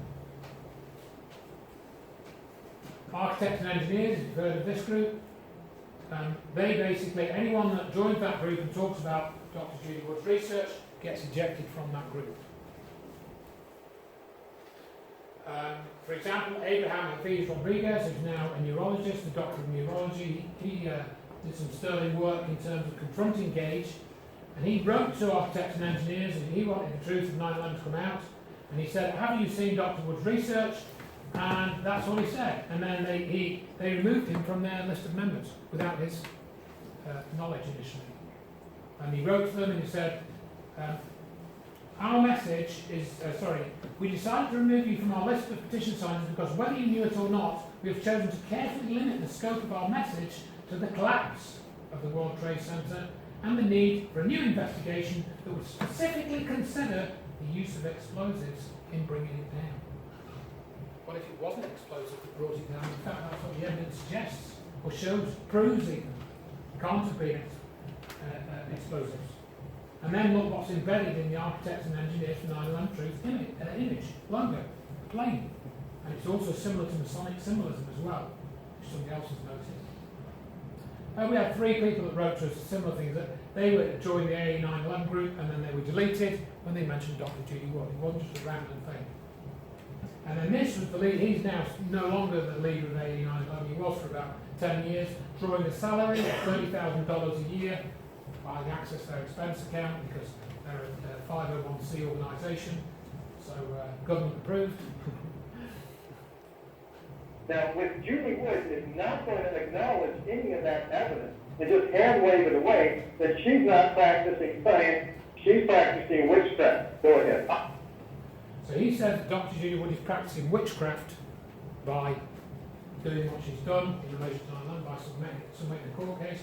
I have a copy of a cheque signed by this guy where he bought the Where Did the Towers Go book, yet he has stated publicly on numerous occasions that she doesn't talk about bombs in the buildings, she denies the evidence of thermite. No, she doesn't. If you look at the contents page of her book, you'll see it's listed there. That's a right lie. It's just a total liar. Yet people still quote him. You look at the vetting procedures for this organisation. And when they get an application to their group, they've got to do vetting, right? And they tell people, the people doing the vetting, to do Google searches, and then they put the full name of the person or their email address or both, and then if they find no claims, nuke, Jew, nukes, Holocaust, Zionism, Jews, UFO, then if they find that the connection in anywhere on the internet with this name, you don't admit them to the group. But the only person that they name in the whole of human history who, if anybody mentions this name, is Judy Wood. And that was in their vetting procedures, which we found in another book when somebody wrote a book about this organisation. Okay, so let's see. Yeah, I don't have time for that. Yeah, but basically when Dr. Judy Wood started investigating the Hudson effect, this Jim Fetzer guy, who was the other guy that invited me into the scholars group, they were running it. Fetzer wrote in an email, Judy, just between us, if Judy were to back off her relations with Hutchinson, whom I consider to be a fraud, I think her standing can be salvaged. So this was the threat, the thinly veiled threat. And that's what this guy proceeded to do. At every opportunity, he trashed her reputation. I've written that bit in far too much detail. Discussion of Judy Wood related material. This was from Rigorous Intuition Forum. I'm not budging on Wood and Reynolds. Call me a gatekeeper if you like, but it's my gate and I'm keeping it. Another forum which I was involved with for a short period of time, somebody posted about Hurricane Erin study. Move to bin. Judy Woods and the rest of those truthers are on a different planet. I've seen them abusing forum after forum. If I catch any of them in here, they will be banned immediately. This is the truth forums. I knew this guy, Ian Neal, he's from London. Secondly, Judy Woods is a really bad public presenter of science. I've watched her DVD presentations, and I guarantee that a vast majority of her academic peers would agree with me that the way she presents her arguments in a lecture format is very poor indeed, and that's being kind. That's what Ian Neal wrote on the UK 9/11 Truth Forum. And I collaborated with this guy before I knew Dr. Judy Wood. So I asked him how he could guarantee that her peers would have these opinions. Have he sent out questionnaires, done like an analysis? Of course he hasn't. It's an out and out lie. Lying for 9/11 Truth. Oh, this is the guy, I mentioned this guy before. Just in case you don't realise, you were personally the biggest single cause of the collapse of the 9/11 Truth campaign in the UK, according to Ian Henschel, who runs this Reinvestigate 9/11 group. Yet, he's still sending emails out to this group. He's doing it several years after he made this comment. So that was me, yeah. I'm the biggest single cause of the collapse of the UK 9/11 Truth movement, folks. You should leave now, shouldn't you? David Icke, let's see, where are we? Oh, just slightly over time now. Yeah, he basically said, no, don't squabble about 9/11. All we need to agree on is that 9/11 was done. He doesn't care about the fact that energy was used and that we can use free energy to change the world. Potentially, I've written all this in great detail there. Yeah, I'm not really on time to do this. Off Guardian and James Corbett, they basically trashed Dr. Judy Wood recently in September 2021, just over a year ago. Corbett talks about 9/11 truth squabbles, as I've called it very brief here. And of course, he doesn't talk about Dr. Judy Wood, yet he claims to be a very knowledgeable researcher. I've written a whole thing up on him, and so is another person that I know in Canada called Rosemary Fry. She's written a whole thing on James Corbett. They won't tell the truth about this part of 9/11. UK Con, they did the same. They did a whole special on 9/11, I think in 2021, and they didn't mention Dr. Judy Wood. I actually bumped into this guy a few weeks ago in Leicester, and somebody said, oh, do you know Andrew? He runs Check the Evidence. Yes, I know him, And they just walked off. Didn't speak to him. And Lawyers for 9/11 Truth, they did the same thing. They organised the whole conference, didn't mention anything about what I told you tonight. So if you're forced to mention Dr. Judy Wood or Direct Energy Research, just say it's a theory, say it's plausible. Well, I think it was a mixture of things that were used to destroy the towers. Don't talk about the evidence. Don't talk about the relationship to cold fusion, which is very important. Don't mention Andrew Johnson's documentation, because that lines something here a little bit. Let's just be one big happy family of truthers. We all want the truth, don't we? But what truth do you want? The real truth or some reinvented version of it? This guy, Red Ice Radio, Henry Palmer, I picked him up on his nonsense, and he did an hour-long tirade against me, and he encouraged his listeners to send me hate mail, which they then did, because they didn't listen to what I'd actually said. They just decided to send me hate mail anyway. So this graphic was done by Betsy McGee. It's got some of the players in there: Alex Jones, Steve Nee Jones, Larry Silverstein, William Rodriguez, who I stayed at my house, the whole story behind him. And we had all the back in sort of 2007. We had military, AF.mil, Army.mil, NASA.gov, Navy.mil, Boeing.com, SEIC.com, Los Alamos, Sandia Labs. They all came and visited our websites. We tracked all their visits until we got bored of it. Raytheon came as well, their big defense company. Oh, they'd be looking at our website, I would say. This was from 2007, where this building, I think, in Syria disappeared because people asked, has it been used again? War on terror is fake, as we know. All the wars were totally illegal. 9/11 not what you think it is. Climate change is a scam. They can control the weather. They did it on 9/11. They've done it probably many times since, if not every other day almost, I think. Whoever controls the energy supply controls the destiny of the human race. I can't ignore the links between energy, through people like Stephen E. Jones. What could this technology do if it was used for peaceful purposes? That's the important thing to consider. Climate change is a hoax, as I said. All this nonsense about carbon. What even is a carbon footprint? What's carbon zero? What does it even mean? We're carbon-based life forms, for heaven's sake. It's nonsense. The language is nonsense, let alone the evidence. And this cover-up continues. As I say, I've given you fairly recent examples from Off Guardian, which was big on the COVID stuff, telling the truth about COVID. They don't tell the truth. They can't tell the truth. They won't tell the truth about what I've told you tonight. None of these groups, they even touched it. They all, Amnesty International ignored it, Stop the War ignored it, they stopped David Shea from speaking out. You know about the rest. So, what are you going to do? Well, it's up to you. And so that's basically, we're nearly time now, I've run over about 5 minutes. Can I ask another question? You know all these people you're talking about, right, who are disengaged ones, do you consider them all to have an nefarious objective, or do you think it might sort of like be cognitive dissonance of some I think sort? there's a mixture of things going on. Like your other question, it's complicated to answer. I've written up some of my thoughts in 9/11 Holding the Truth about what I think is going on, but I can only speculate on that. You know, because I haven't got a copy of the contract saying, James Corbett, you have been given a contract by the CIA to, not say this or that. I don't have such evidence, so I can only speculate as to what their motives are for doing, not saying things or saying certain things. But I go into some of that in the book. I can't really answer it in a 2-minute answer. Any other questions? Gentlemen back. Yeah. So, in regards to putting aside the difference of opinions between the groups, which are clearly resolved. I just want to rewind a bit, go back to the planes. So the question is, if there were no planes involved in 9/11, what about the passengers who we know have disappeared, and what about their families? Because there's a lot of people involved. A cover-up works best when there's a very limited amount of people, like the JFK type stuff. This would involve thousands of people maintaining silence and not one of them coming forward to say they're involved. Right.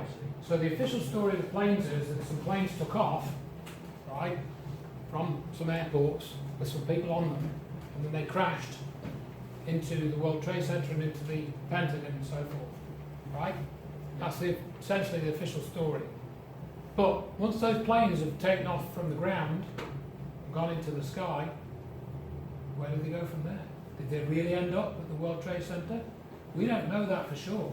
We can only go on what the media reports told us. Now, Mark Conlon, could probably give you a 2-hour whole presentation addressing that question that you've answered. But there are certainly stories of these planes being seen at other airports, landing at other airports. For example, the Reagan Airport, that was closed for 2 weeks after 9/11. Mark has established fairly conclusively that played a role in some of what I just asked about. But it's, again, a long, complicated story. It's just quite a big one, isn't it? Because in my aspect of it, I just think of that point, like you said, like the hijackers and things were still alive and things like that. But then if the planes went elsewhere or crashed elsewhere, for that to be sort of really six to families, then how does that work?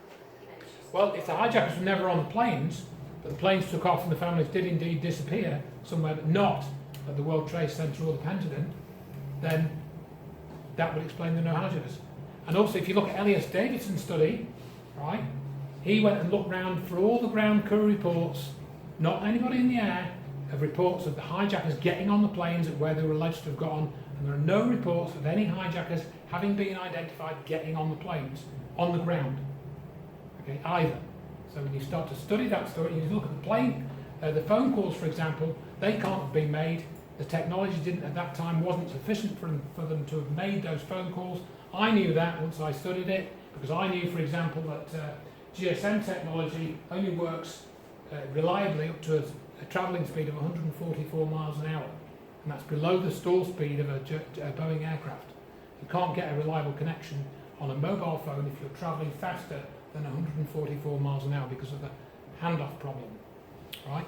So you look at things like that as well, and all those stories fall apart. Any other questions?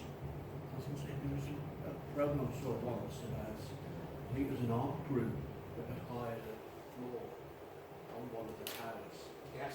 And they had meant to have had free access to gelatin they were using or something. Yeah, Mark's got a whole bit of research on that, haven't you? Yeah. It's in the 9/11 Alchemy film, Facing Reality. Yes, so if you look at film, bit of a distraction. 9/11 Alchemy by Wolfsman Media, he goes into that story a bit. Any other questions? It's John, Neil. In her book, Judy Wood says a lot about the importance of evidence, and you spoke at the beginning about the importance of observation. Right? And I'm asking myself, what have I seen tonight which actually shows me, in the film footage that you've shown us of the supposed disintegration of the towers, that they are justifying?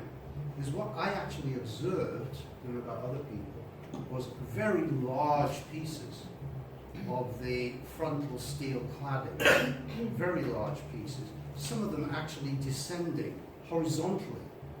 They weren't turning into dust as they descended. They were actually falling.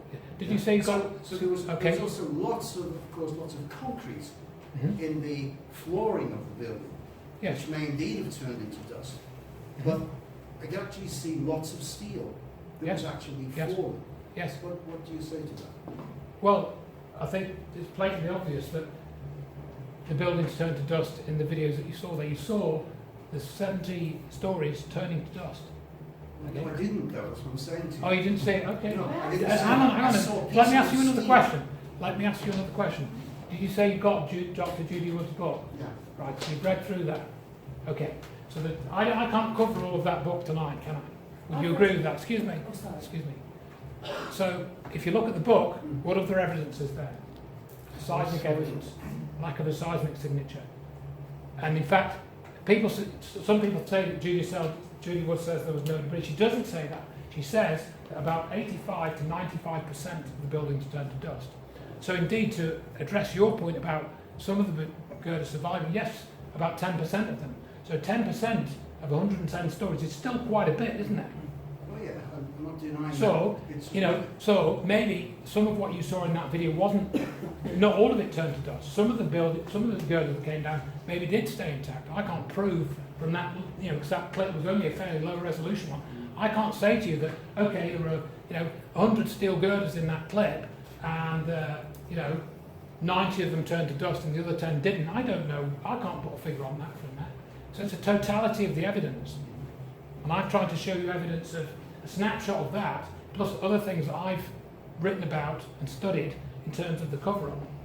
And indeed, to go on to that a little bit more, what I've said is that Dr. Judy Wood reverse engineered what happened to the buildings, and I've tried to reverse engineer how the cover-up of her research has worked. That's essentially been the objective. It's quite difficult to do that in an hour and a half, or slightly over an hour and a half now.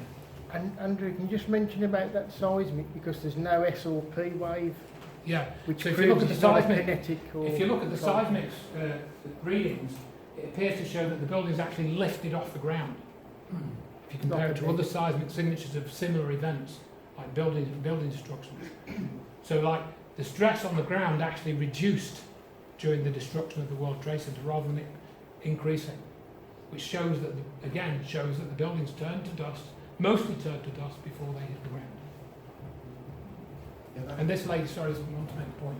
So yeah, just on your content, in Dr. Judy's Wood, I haven't read it all from cover to cover, but I have varied books, and one of the things I did read was an eyewitness account from one of the fire brigade in one of the towers.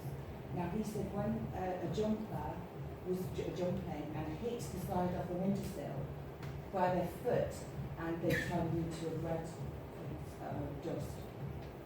So literally, sort of justified hitting the road. There's some horrific accounts indeed, yes. It's quite awful. Yeah, so I haven't read it all, but that's one thing. If you've got the book, have a look at that. And read, yeah. I just wanted to get a bit more of an understanding of the link between this idea of a direct energy weapon and the hurricane. So I didn't quite sort of grasp what the relation was. Okay, so the way that, right, so start off obviously with the basis, were the buildings, yeah, were the buildings there? Yes, they were. Now they're gone. So how did they disappear? They mostly turned to dust. So looking at what John Hutchison was doing, he was mixing together 3 different types of energy: microwaves, magnetic fields, and electrostatic field.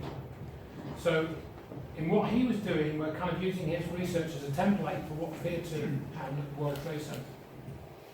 He produced effects of levitation, he produced effects of metal turning to, in fracturing in unusual ways, turning to dust.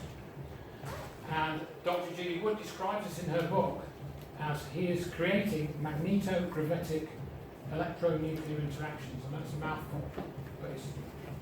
When you mix together these energies in certain frequencies and certain ways, then you can get these unusual effects. So what we think they were using the hurricane for was the electrostatic component. As you may know, when your storm is approaching, sometimes you can feel your hair standing on it. So basically, we think that the storm provided an electrostatic field component. It's not that they were extracting energy out of the hurricane. Not really. It doesn't necessarily work like that. But you've got the Earth's magnetic field there all the time, so they had the magnetic field they needed. Then you have the storm system being brought in. Quick charge. Thank you very much for that. Good job with finished the presentation. So the storm system provided the electromagnetic component, the electrostatic component to the weapons process or system, and then it appears they had some sort of microwave beams somewhere, we don't know where that was, which was affecting people inside the towers. And again, you can read testimony about that. They appear to describe being heated without fire while they were inside the towers. Some of the people that were from inside the towers reported that. So it's basically, the hurricane was being used as a field component, as an electrostatic field to make this weapon work. Is that document? This document back. Yeah, I've seen a lot of pictures of the way that the hurricane comes out there and then goes off to the right, if you like, on the picture. I presumed, although it doesn't, you haven't actually presumed that the hurricane takes away the dust, took away the dust. No, I mean, no. The main significance of the hurricane as a way of, that's the way that the dust disappears. No, I mean, thank you for coming. Thanks so much for coming. No, the hurricane was way out of New York. So the dust just essentially, the thing that Dr. Judy Wood observes in the book is the dust seemed to get finer and finer, kept breaking down. So after the destruction of the towers, dust became finer and finer and finer, and because it became so light, it got swept up into the upper atmosphere. So the hurricane wasn't involved in that part, it was like 500 miles away. And the rest of the dust, you saw people walking around in it, some of it was hosed down, and all sorts. So we're going to have to pack up now, though, I think. So I was going to say, while I pack up, anyone wants to come up and talk to Andrew? Yeah. Just one more about the hurricane. You're right. I've just left it running. How long before it actually happened? Well, we don't know whether the hurricane occurred naturally or whether they were just biding their time and they, once it came into existence, whether they then manipulated it. That we don't really have the evidence to say, what happened with that. Anyway, thank you, Andrew, for.